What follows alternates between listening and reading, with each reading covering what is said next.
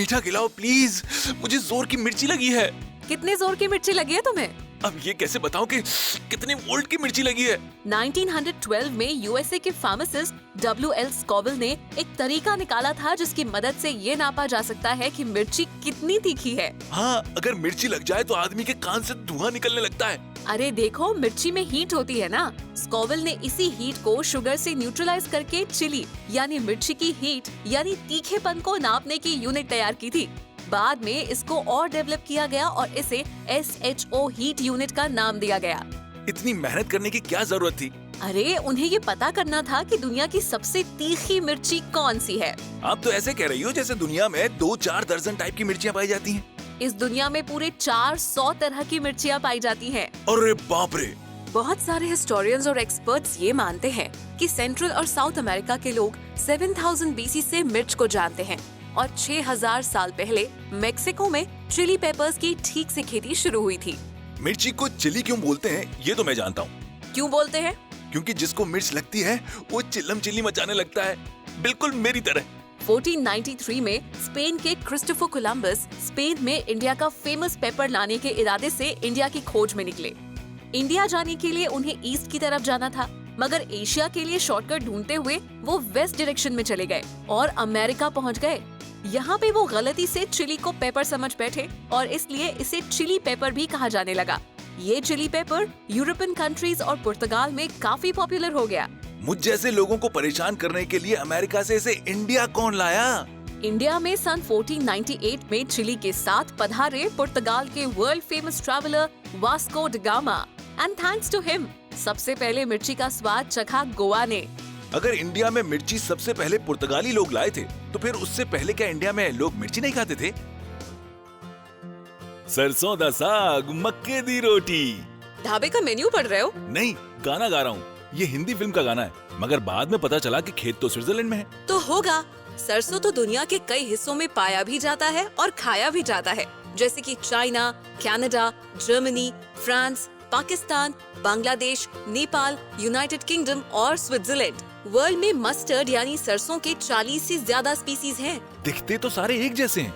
तुम सिर्फ इंडिया के मैदानी इलाकों में और फिल्मों में देखते हो इसलिए। दुनिया में सबसे पहले सरसों उगाया किसने था? सरसों को 3000 BC में इंडिया में उगाया गया था। सिंधु घाटी की सभ्यता के लोग भी सरसों उगाते थे। हम लोग इंडस वैली सिविलाइजेशन के जमाने से सरसों का साग खा रहे हैं। इंडिया का पता नहीं, मगर रोमन्स और यूरोपियंस सरसों से बनी चीजें खाते रहे हैं। यूरोपियंस ने ग्रेप के जूस में सरसों के बीज को पीसकर मिलाया। ग्रेप जूस को उन दिनों लैटिन भाषा में मस्टम भी कहा जाता था, जिसका मतलब था यंग वाइन। फ्रेंच लैंग्वेज में इसे मस्ट कहते थे। सरसों के बीज मिलाने के बाद इसमें बर्निंग सेंसेशन आ जाती थी और शायद इस वजह से सरसों का फ्रेंच नाम मोस्टार्ड यानी मस्ट में तीखापन लाने वाला पड़ गया। 13th सेंचुरी में जब इसे अंग्रेजी भाषा में शामिल किया गया तब इसे मस्टर्ड का नाम मिला। रोमन्स के पास मस्टर्ड इंडिया से आया था, जिसका इस्तेमाल वो अचार के मसाले बनाने में और वाइन बनाने में करते थे। इंडियन मस्टर्ड को यूरोप का रास्ता भी रोमन्स ने दिखाया था और इसके बाद यूरोप से ये मस्टर्ड सारे वर्ल्ड में फैल गया। तो क्या रोमन्स और यूरोपियंस आम का अचार बनाते थे? रोमन अचार तो बनाते थे, मगर किसका ये पता नहीं। अचार का मसाला और मस्टर्ड साउथ इंडिया से जाते थे।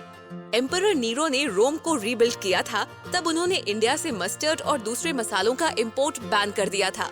उस समय रोमन लोग साल में सरकार को जितना टैक्स नहीं देते, उससे ज्यादा के मसाले खा जाते थे। ये क्या चीज है तुम्हारे पास? आज मैंने एक नया डिप बनाया है, तो सोचा तुम्हें भी टेस्ट करवाऊं। वाओ, बहुत ही नटी फ्लेवर है इसका। क्या है ये? किस चीज से बना है? ये मैंने तिल से बनाया है। मतलब सेसमी से? मुझे तो पता ही नहीं था कि इसका सॉस इतना क्रीमी और इतना टेस्टी होता है। ऐसा माना जाता है कि सेसमी सीड्स यानी कि तिल ऐसा पहला मसाला, साथ ही साथ पहला पौधा था जिससे तेल निकाला गया था, जिसका इस्तेमाल खाना बनाने में भी हो सकता था। और अब तो इसका इस्तेमाल सब जगह होने लगा है। मसालों के तौर पे तिल इतना ज्यादा स्ट्रॉन्ग और स्वाद से भरपूर था कि कई तरह के कुजीन का ये अहम हिस्सा बन गया, जिनमें इंडिया, इजिप्ट, सुमेर मुख्य है, जहाँ इनकी खेती भी होती है। हाँ, टेस्ट में तो ये वाकई दमदार है, पर इसकी शुरुआत कहाँ से हुई थी? ऐसा माना गया है कि तिल की शुरुआत एशिया से हुई है। पुराने दस्तावेजों में ऐसा लिखा है कि 1600 बीसी में इंडिया के कई अलग अलग हिस्सों में इसे उगाया जाता था और इंडिया से इसे यूरोप लाया जाता था और यूरोप में इसका दवाइयों और खाना बनाने में बराबर इस्तेमाल होता था। मतलब कि 3600 साल पहले से तिल का इस्तेमाल हो रहा है।